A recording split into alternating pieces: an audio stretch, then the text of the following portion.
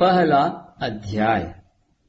धृतराष्ट्र उवाच धर्मक्षेत्रे कुरुक्षेत्रे समवेता युयुत्सवः मामकाः पांडवाश्चैव किमकुर्वत संजय। धृतराष्ट्र बोले, हे संजय, धर्म भूमि कुरुक्षेत्र में इकट्ठे हुए युद्ध की इच्छा वाले मेरे और पांडु के पुत्रों ने भी क्या किया।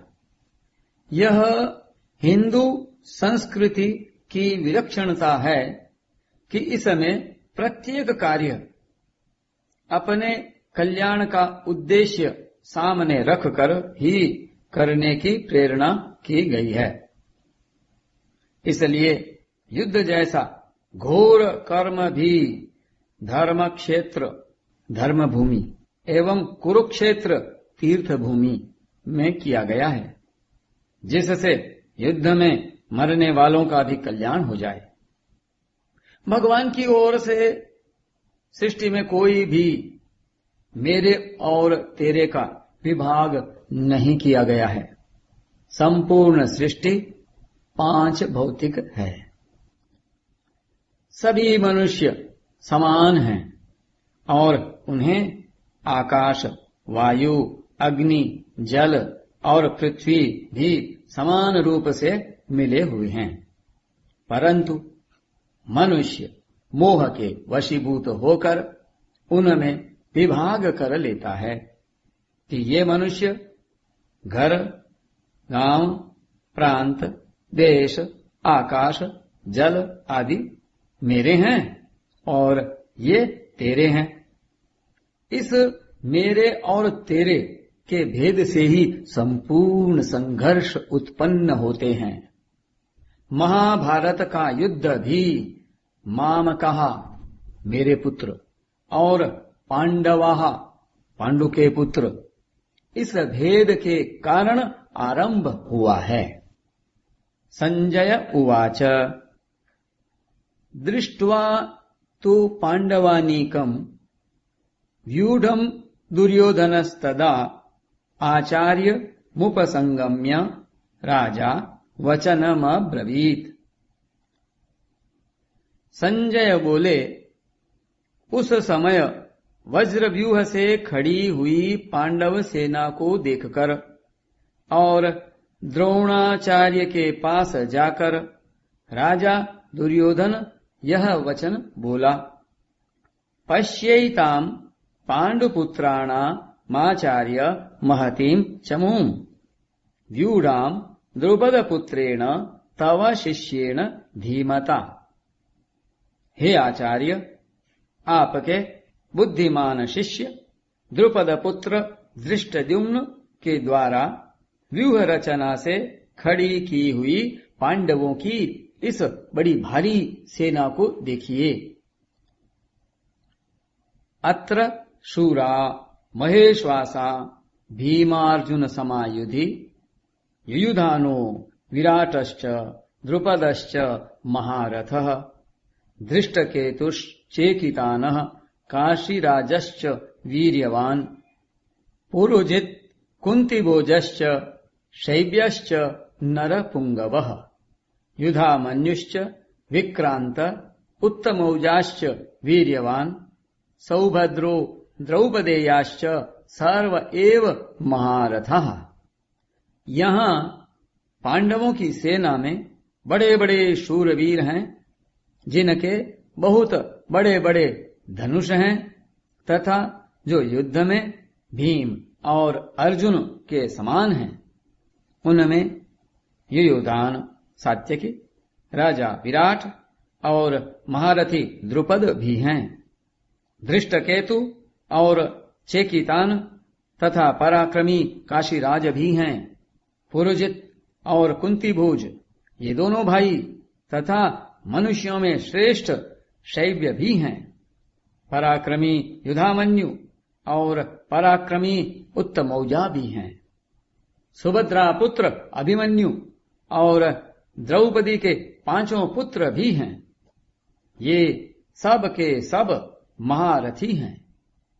अस्माकं तु विशिष्टा ये तान् निबोध द्विजोत्तम नायका मम सैन्यस्य संज्ञार्थम तान् ब्रवीमिते। हे द्विजोत्तम, हमारे पक्ष में भी जो मुख्य हैं उन पर भी आप ध्यान दीजिए। आपको याद दिलाने के लिए मेरी सेना के जो नायक हैं उनको मैं कहता हूं। भवान भीष्मश्च कर्णश्च कृपश्च समितिञ्जयः अश्वत्थामा विकर्णश्च सौमदत्तिस् तथैव च।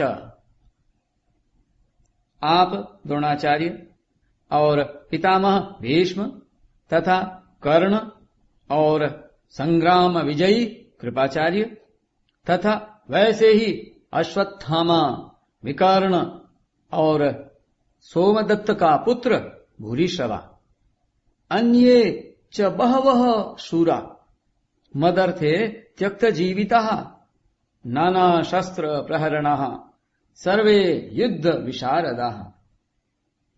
इनके अतिरिक्त बहुत से शूरवीर हैं जिन्होंने मेरे लिए अपने जीने की इच्छा का भी त्याग कर दिया है और जो अनेक प्रकार के अस्त्र शस्त्रों को चलाने वाले हैं तथा जो सब के सब युद्ध कला में अत्यंत चतुर हैं।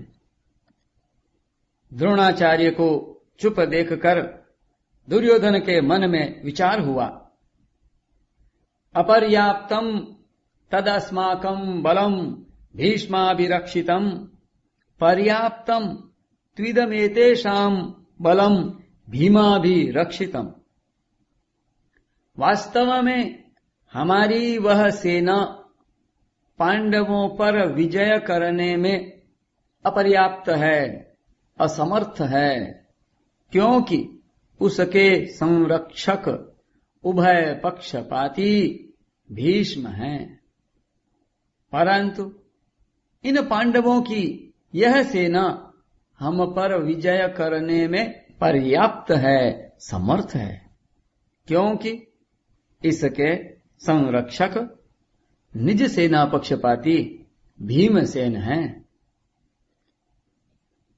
इस श्लोक से ऐसा प्रतीत होता है कि दुर्योधन पांडवों से संधि करना चाहता है, परंतु वास्तव में ऐसी बात है नहीं। दुर्योधन ने कहा है, जानामि धर्मम न च मे प्रवृत्तिर जानाम्य धर्मम न च मे निवृत्तिः केनापि देवेन हृदि स्थितेन यथा नियुक्तोस्मि तथा करोमि। मैं धर्म को जानता हूं पर उसमें मेरी प्रवृत्ति नहीं होती और अधर्म को भी जानता हूं पर उससे मेरी निवृत्ति नहीं होती। मेरे हृदय में स्थित कोई देव है जो मुझसे जैसा करवाता है वैसा ही मैं करता हूं। दुर्योधन हृदय में स्थित जिस देव की बात कहता है वह वास्तव में कामना ही है। जब वह कामना के वशीभूत होकर उसके अनुसार चलता है तो फिर वह पांडवों से संधि कैसे कर सकता है। पांडव मन के अनुसार नहीं चलते थे, प्रत्युत धर्म के तथा भगवान की आज्ञा के अनुसार चलते थे। इसलिए जब गंधर्वों ने दुर्योधन को बंदी बना लिया था तब युधिष्ठिर ने ही उसे छुड़वाया। वहां युधिष्ठिर के वचन हैं, परैः परिभवे प्राप्ते वयम पंचोत्तरम शतम परस्पर विरोधे तु वयम पंचः शतम तु ते। दूसरों के द्वारा पराभव प्राप्त होने पर उसका सामना करने के लिए हम लोग 105 भाई हैं।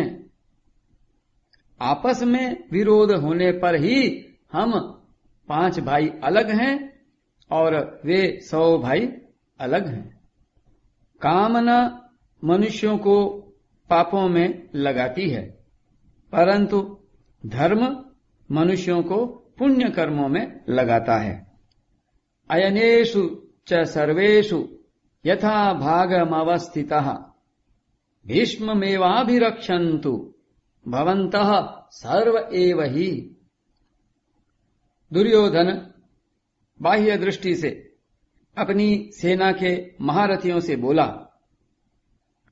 आप सब के सब लोग सभी मोर्चों पर अपनी अपनी जगह दृढ़ता से स्थित रहते हुए निश्चित रूप से पितामह भीष्म की ही चारों ओर से रक्षा करें।